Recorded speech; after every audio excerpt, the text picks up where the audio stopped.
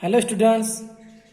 आज हम हमारा चैप्टर नंबर 21 स्टार्ट करेंगे, public services for community life. Students, public services मतलब ऐसी सर्विसेज जो पब्लिक के लिए हो, for community life. Community life मतलब स्टूडेंट्स जैसे बहुत सारे फैक्टर मिलके एक पूरी की पूरी सराउंडिंग क्रिएट करते हैं, तो उसे हम बोलते हैं कम्युनिटी, जिससे हम समुदाय भी बोलते हैं। तो पूरे का पूरा एक समुदाय चलाने के लिए जो पब्लिक सर्विसेज हमारे लिए अवेलेबल है, उसके बारे में हम इस चैप्टर में स्टडी करेंगे। स्टूडेंट, आपको यहाँ पे बहुत सारी डायग्राम दिख रही है, और देखो कैन यू टेल में हमसे क्या पूछा है कि with the help of picture above make a list of public facilities and amenities, mention the benefits of each. मतलब स्टूडेंट्स, ये डायग्राम देख के हमको बताना है कि कौन सी फैसिलिटी से हमें क्या क्या बेनिफिट होता है। जैसे आप देखोगे यहाँ पे तो स्टूडेंट्स, ये जो टांकी बनी है, ये हम इसको पानी की टांकी बोलते हैं, जिससे हमको वाटर जो हमारे रोजाना या फिर एक दिन गैप से जो वो पानी आता है हमारे लिए, फ्रेश वाटर जिसको हम मीठा पानी बोलते हैं, वो हमें यहीं से अवेलेबल होता है ना। सेकंड क्या दिया स्टूडेंट, यहाँ पे आप अगर गौर से उसको पढ़ोगे तो उस पर दिया है primary health care, health centre, है ना। उसका मतलब क्या, ये हमारा एक हॉस्पिटल फैसिलिटी हो गई, हेल्थ सेंटर है। थर्ड क्या बताया स्टूडेंट, पुलिस चौकी, है ना। पुलिस चौकी हमारे लिए कितनी ज्यादा हेल्पफुल होती है। अभी देखे होंगे आप, जैसे कोई झगड़ा हो गया या फिर हमारे एरिया में कुछ प्रॉब्लम क्रिएट हो गया, तो उसको हैंडलिंग कौन करता है, पुलिस हैंडलिंग करती है। उसी के साथ साथ हम आगे देखेंगे तो बस की सर्विसेज दी है, थिएटर दी हुई है, और यहाँ पे टॉयलेट फैसिलिटी है। उसी के साथ साथ स्विमिंग पूल भी बना हुआ है। स्टूडेंट, पब्लिक फैसिलिटी बहुत सारी होती है हमारे लिए, लेकिन बुक में थोड़ी यहाँ पे सिर्फ मेंशन किया है, जिसकी डायग्राम आपको दी हुई है। आप इससे हट के भी बहुत सारी पब्लिक फैसिलिटी देख सकते हो जो आपके सराउंडिंग में प्रेजेंट है ना। अभी देखो यहाँ पे स्टूडेंट, इसके जो बेनिफिट्स बोला है, तो बेनिफिट्स आप, जैसे मैं आपको बोलता हूँ कि अगर हमारे यहाँ पे हॉस्पिटल नहीं रहेंगे तो हमको कितना प्रॉब्लम क्रिएट होगा, हम कहाँ पे जाएंगे।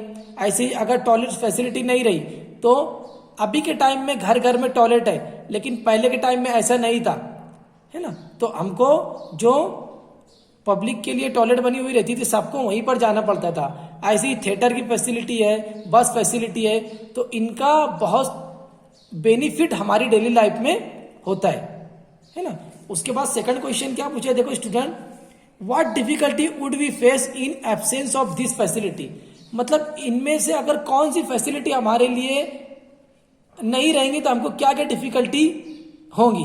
अगर स्टूडेंट मैं पहली ही डायग्राम की बात करूं, अगर हमारे पास वाटर की टैंकी नहीं रहेंगी, है ना, तो हमारे लिए जो एक दिन गैप से वाटर पानी आता है, फ्रेश वाटर आता है, तो वो हमारे लिए अवेलेबल नहीं रहेगा। बस फैसिलिटी अगर थोड़े दिन के लिए बंद हो जाती है, तो हम एक जगह से दूसरी जगह ट्रैवल करने में हमको प्रॉब्लम होगा। ऐसे ही बहुत सारी चीजें पब्लिक फैसिलिटी में ऐसी होती है जो हमारे लिए बहुत ज्यादा जरूरी है। पुलिस चौकी अगर नहीं रही स्टूडेंट, तो कुछ भी प्रॉब्लम क्रिएट होता है तो उसको हैंडलिंग कौन करेगा।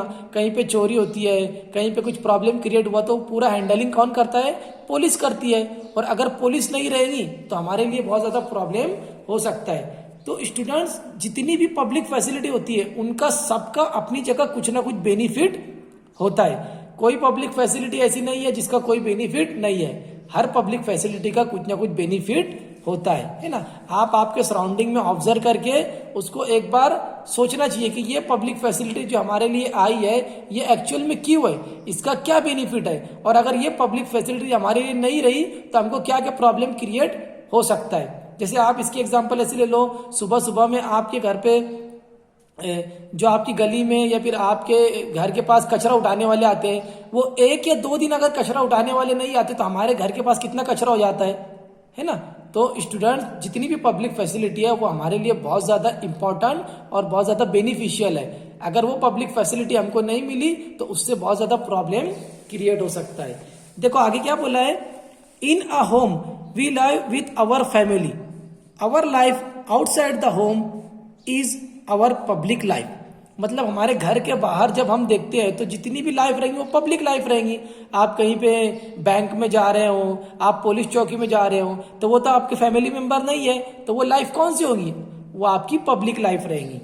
Several services are require for public life to go on smoothly. Public facility are those services which are available to us, all of us, है ना।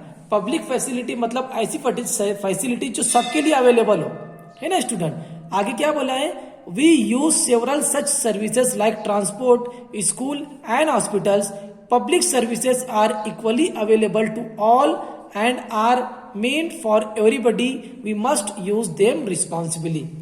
पब्लिक फैसिलिटी जो होती है स्टूडेंट वो हम सबके लिए होती है, तो हमको उस पब्लिक फैसिलिटी को बहुत ज्यादा रिस्पॉन्सिबली यूज करना है। मतलब कैसे स्टूडेंट, जैसे आपको बस दिख रही है तो बस क्या है, पब्लिक सर्विस है, वो सबके लिए है। अब आप जब बस में ट्रैवलिंग कर रहे हो तो आपको क्या ध्यान रखना है कि बस में कचरा ना फेंके, बस पे जिसपे अपन जो सीट पे बैठे उस सीट को कुछ नुकसान ना पहुंचाए, उसी के साथ साथ जो आपके पास कंडक्टर आता है उससे अच्छी से बात करे।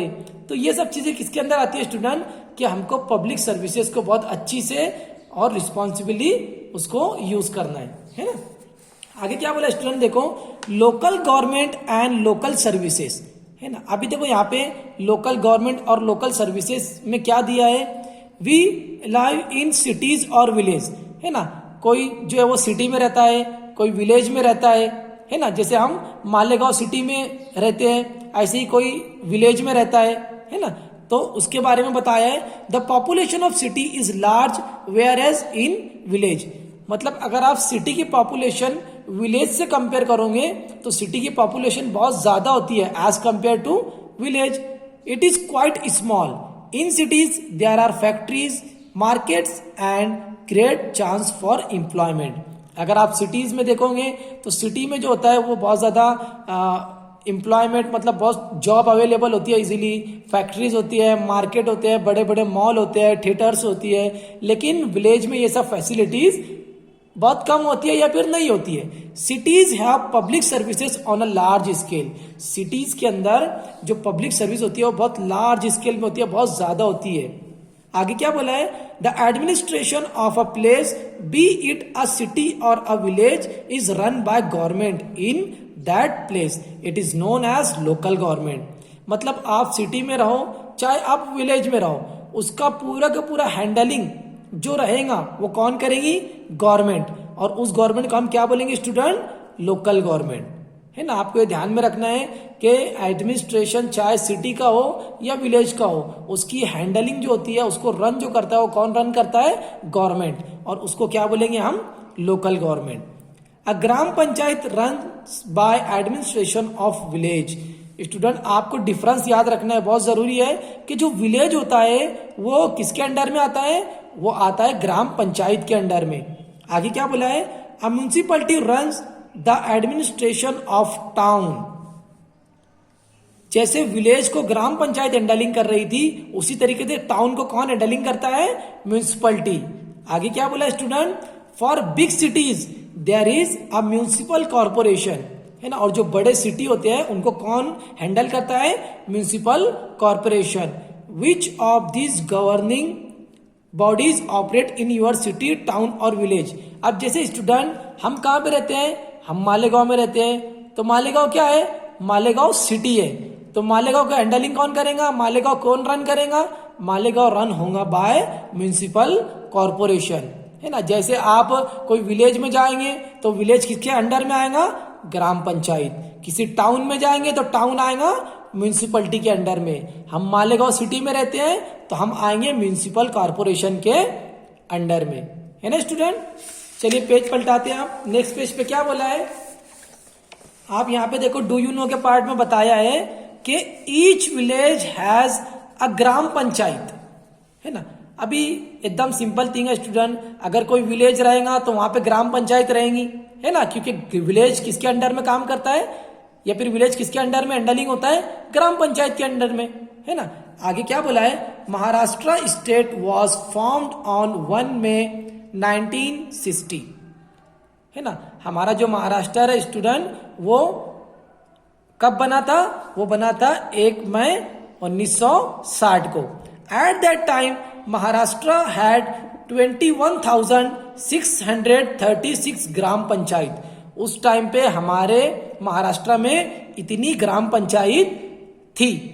और अभी कितनी है स्टूडेंट? देखो क्या बोला है, that a figure rose to 27,993 in 2010।